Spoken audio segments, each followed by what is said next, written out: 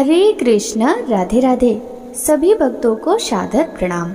भक्तों, वैशाख मास महात्म्य का 12वां अध्याय आज मैं आपको सुनाने जा रही हूँ। वाराय भगवान तथा अस्थि सरोवर तीर्थ की महिमा। भक्त कुमार तथा राजा तोंडमान का परम धाम आगमन। भगवान वाराय कहते हैं, एक दिन निषाद राज वसु तोंडमान के द्वार पर आया।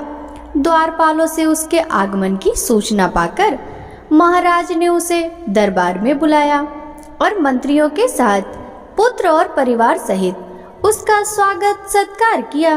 तत्पश्चात प्रसन्न होकर उन्होंने वसु से पूछा, वनेचर, किस कार्य से तुम्हारा यहाँ आगमन हुआ है? वसु ने कहा, राजन, मैंने वन में एक बड़े आश्चर्य की बात देखी है, उसे सुनिए। रात में कोई श्वेत रंग का वाराय आकर मेरा सावा चरने लगा। तब मैंने हाथ में धनुष लेकर उसका पीछा किया। खदेड़ने पर वह वायु के समान वेग से भागा और मेरे देखते देखते स्वामी पुष्करणी के तट पर वल्मीक में घुस गया। तब मैंने क्रोधवश उस वल्मीक को खोदना आरंभ किया। इतने में ही मूर्छित होकर पृथ्वी पर गिर पड़ा। उसी समय मेरा यह पुत्र भी आ गया और मुझे पृथ्वी पर मूर्छित पड़ा देखकर पवित्र होकर देवादिदेव भगवान मधुसूदन की स्तुति करने लगा। तब भगवान वाराह का मुझ में आवेश हुआ। उन्होंने मेरे पुत्र से कहा, निषाद राज, तुम शीघ्र राजा के पास जाकर मेरा सारा वृतांत उनसे कहो। राजा काली गौ के दूध से अभिषेक करते हुए इस वल्मीक को धो डालें। तब इसके भीतर एक परम सुंदर शिला दिखाई देगी। उसे लेकर किसी कारीगर से मेरी मूर्ति बनवाएं, जिसमें मैं भूमि देवी को अपने बाएं अंग में लेकर खड़ा हूँ और मेरा मुख सूकर के समान हो। मूर्ति तैयार हो जाने पर बड़े बड़े मुनीश्वरों और वैखानस महात्माओं द्वारा उसकी स्थापना कराकर स्वयं तोंडमान भी उसकी पूजा करें। यूँ कहकर भगवान वाराह ने मुझे छोड़ दिया। तब मैं स्वस्थ हो गया। देवादिदेव भगवान वाराय आपसे क्या कराना चाहते हैं, यह बतलाने के लिए ही मैं यहाँ आया हूँ। राजा तोंडमान भी यह सुनकर बहुत प्रसन्न और विस्मित हुए। तदंतर पुष्कर आदि मंत्रियों के साथ कार्य का निश्चय करके वेंकटाचल जाने का विचार किया और सब ग्वालों को बुलाकर कहा, गोपगढ़, जितनी भी मेरी काली गौवें और कपिला गौवें हैं, उन सबको बछड़ों सहित वेंकटाचल के समीप लाओ। गोपों की ऐसी आज्ञा देकर राजा ने मंत्रियों को सूचित किया, कल ही यात्रा करनी है। इसके बाद सब प्रजा को विदा करके जितेंद्रीय राजा ने अंतःपुर में प्रवेश किया और अपनी पक्षियों से वाराह जी की वह कथा सुनाकर वे रात में वहीं सोए। सपने में भगवान श्रीनिवास ने राजा को बिल का मार्ग दिखाया और उनके नगर से लेकर बिल के अंत तक मार्ग में पल्लव बिछा दिए। राजा यह स्वप्न देखकर अब सवेरे उठे। तब उन्होंने शीघ्र ही मंत्रियों, प्रजाओं और ब्राह्मणों को भी बुलाया। उन सब से अपना देखा हुआ स्वप्न सुनाकर जब उन्होंने दरवाजे पर दृष्टि डाली, तब वहां पल्लव बिछे हुए दिखाई दिए। तब उपरयुक्त मुहूर्त में घोड़े पर सवार हो राजा तोंडमान घर से चले और बिल के पास पहुंचकर वहीं उन्होंने नगर बनाया। उस समय देवादिदेव भगवान ने स्वयं राजा को यह आदेश दिया, अर्थात संकेत किया, इमली और चंपा, ये दो वृक्ष उत्तम हैं, इनका पालन करो। इमली मेरा आश्रय है और चंपा लक्ष्मी जी का स्थान है। अतः राजाओं, ऋषियों, देवताओं तथा मनुष्यों को इन दो वृक्षों की वंदना करनी चाहिए। तोंडमान से ऐसा कहकर भगवान विष्णु चुप हो गए। उनका वचन सुनकर राजा ने चहार दीवारी बनवाई और वैखानस कुल के मुनियों से पूजन कराया। वे प्रतिदिन बिल के मार्ग से आकर भगवान को प्रणाम करते और लौट जाते थे। उन्होंने उत्तम भोग भोगते हुए धर्म पूर्वक राज्य किया। इसी समय दक्षिण देश के एक श्रेष्ठ ब्राह्मण गंगा स्नान के लिए श्री सहित घर से चले। मार्ग में ब्राह्मणी गर्भवती हो गई। उसे इस दशा में देखकर और अपने साथ चलने में असमर्थ जानकर ब्राह्मण देवता राजा के द्वार पर आए। द्वारपाल से उनके आगमन की सूचना पाकर राजा ने उन्हें दरबार में बुलाया और उनकी विधि पूर्वक पूजा करके उनसे कुशल समाचार पूछा। ब्राह्मण, आपके आगमन का क्या हेतु है, बताइए, मैं आपकी किस आज्ञा का पालन करूं? ब्राह्मण ने कहा, नृपश्रेष्ठ, मैं वशिष्ठ कुल में उत्पन्न वीर शर्मा नामक सामवेदी ब्राह्मण हूँ। घर से गंगा स्नान करने के लिए पत्नी को साथ लेकर निकला था। मार्ग में यह गर्भवती हो गई। यह कुशिक वंश की कन्या तथा बड़ी पुण्यशालिनी है। इसका नाम लक्ष्मी है। यह बड़ी सुशील और पतिव्रता है।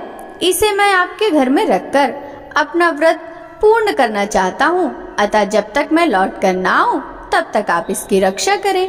ब्राह्मण की बात सुनकर राजा ने 6 महीने के लिए चावल और धन देकर ब्राह्मणी के लिए अंतःपुर में एक घर दे दिया। अपनी पत्नी को वहां रखकर ब्राह्मण प्रसन्नता पूर्वक गंगा स्नान के लिए चले गए। उत्तम क्षेत्र प्रयाग में भागीरथी गंगा के तट पर पहुंचकर उन्होंने स्नान किया। वहां से काशी की यात्रा की और वहां भी 3 दिनों तक रहकर वे गया चले गए। वहां उन श्रेष्ठ ब्राह्मण ने अपने पितरों का श्राद्ध किया। तत्पश्चात अयोध्यापुरी की यात्रा करके वे बद्रिका आश्रम को गए। फिर शालिग्राम तीर्थ का सेवन करके वे अपने देश की ओर लौटे। इसी में 2 वर्ष बीत गए। वैशाख मास की शुक्ल पक्षी एकादशी तिथि को ये पुनः राजा के पास गए। राजा ब्राह्मणी को भूल गए थे। उन्होंने उसका कभी स्मरण नहीं किया। ब्राह्मणी स्वाभिमानिनी थी। 6 माह बाद अन्न समाप्त हो जाने पर भी वह अन्न मांगने नहीं गई। घर में ही मरकर सूख गई थी। तदंतर वीर शर्मा ब्राह्मण ने गंगा जल की पिटारी खोलकर 1 सीसी गंगा जल राजा को भेंट किया और पूछा, मेरी धर्म पत्नी कुशल से तो है ना?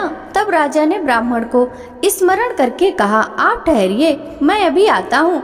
यूँ कहकर उन्होंने अंतःपुर में जाकर देखा तो ब्राह्मणी घर में मर गई थी।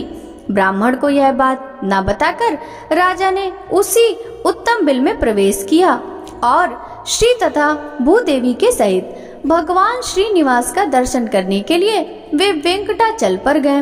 राजा को सहसा आते देख श्रीदेवी और भूदेवी दोनों छिप गईं। उन्हें प्रणाम करते देख भगवान ने पूछा, राजन, यह असमय में तुम्हारा आगमन कैसे हुआ? राजा ने भयभीत होकर ब्राह्मणी की मृत्यु का वृतांत बतलाया। उसे सुनकर देव भगवान विष्णु ने कहा, राजन, उस श्रेष्ठ ब्राह्मण से भय ना करो। तुम ब्राह्मणी के शव को डोली में बिठाकर अपनी रानियों के साथ यहाँ ले आओ और मेरे निवास स्थान से पूर्व में जो भाग अस्थि सरोवर है उसी में द्वादशी को नहलाओ। वह सरोवर अपमृत्यु का निवारण करने वाला है।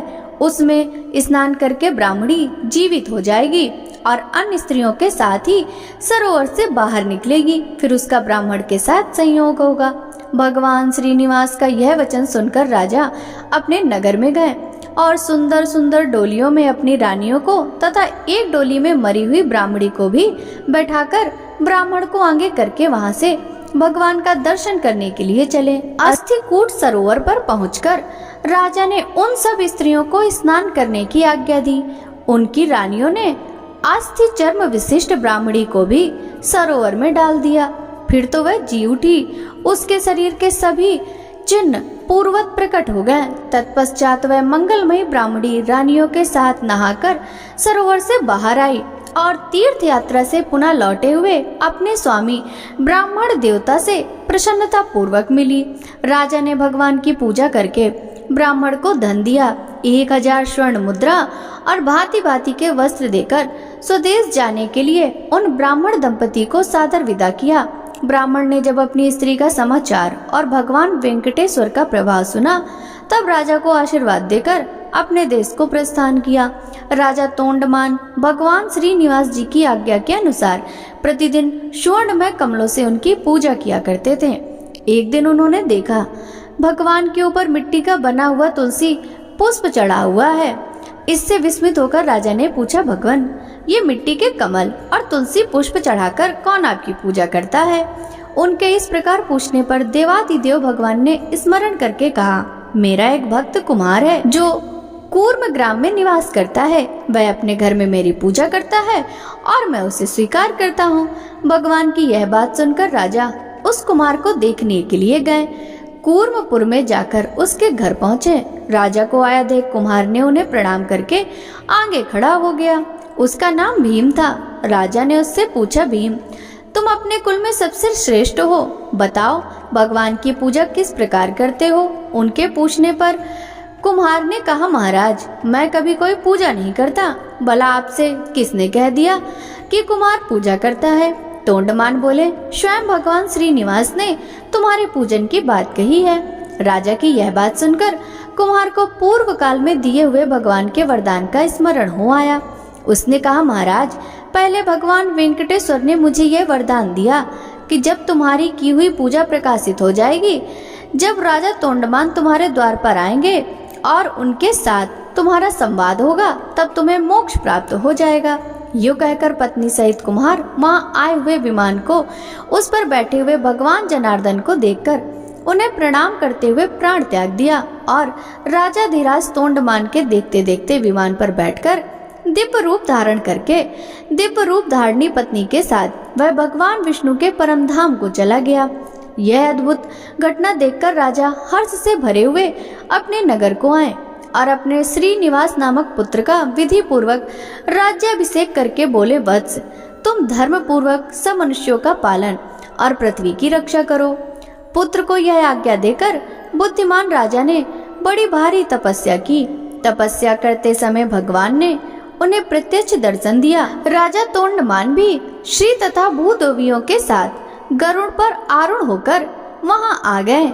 श्री भगवान बोले, नृप श्रेष्ठ, मैं तुम्हारी तपस्या से बहुत संतुष्ट हूँ।